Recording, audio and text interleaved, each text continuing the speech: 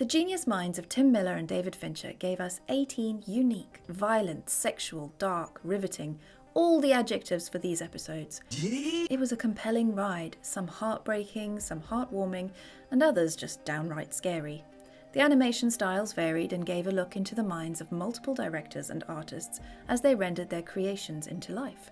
These 18 stories were mostly met with great reviews from critics and audiences alike.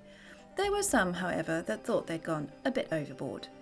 Controversy ignited the interweb, and this only made people want to see the series more. Back in June 2019, before the world shut down, Netflix announced with a teaser that we would indeed get a second season.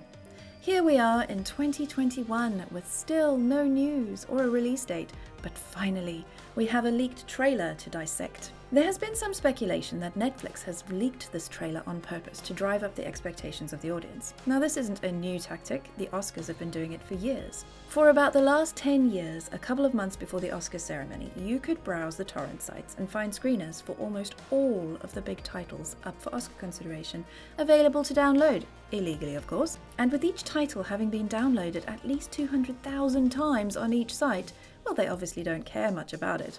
Or it is, in fact, a PR tactic. Anyway, back to the leaked trailer.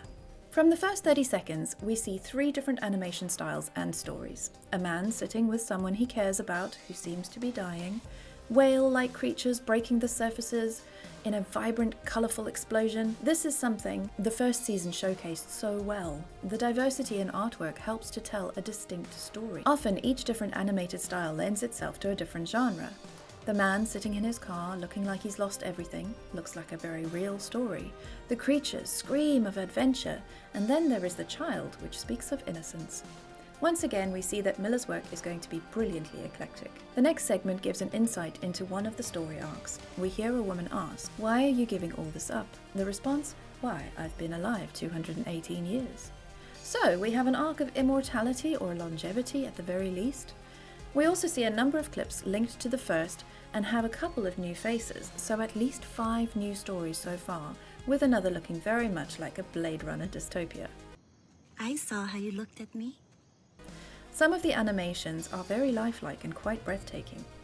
We are also getting more robot stories, which we can see with a pooping dog and walking robot. Or is that walking robot and pooping dog? We see 2D animation, humanoid creatures, spaceships crashing, a giant foot, and Michael B. Jordan fighting a robot dog. A space battle, and someone is about to shoot a little girl. Oh yeah, that got dark. This adds at least 5 new titles to the 5 we already have, giving us at least 10. Now, to the final segment of the trailer. The last 16 seconds of the trailer has a multitude of clips edited together in a very quick sequence. It's sort of a blink and you will miss it situation.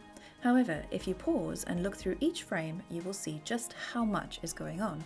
A creature breaks from underwater, earth and bone, looking very similar to a Death Eater crossed with the eye creature from Pan's Labyrinth. A train conductor tries to hold off a horde of these creatures.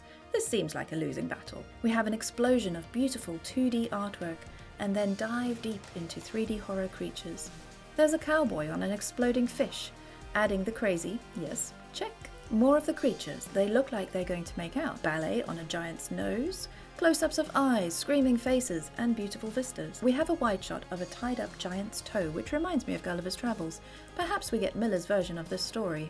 The body looks very grey, maybe dead, maybe they're eating it. There is a Gordon Freeman shot, an eye very reminiscent of the Season 1 trailer. Jennifer Yun, the director of Kung Fu Panda 2 and 3, is the supervising director over the whole of Love and Death and Robots Volume 2 Season 2. Jennifer has worked on Spawn at HBO as a storyboard artist and DreamWorks animation team on films Sinbad, Legend of the Seven Seas and Madagascar. Her portfolio is diverse and perfectly fitting to overseeing the chaos of Miller's world of love, death and robots. I am still very excited. Are you? Let me know in the comments below. Live long and Tuesday.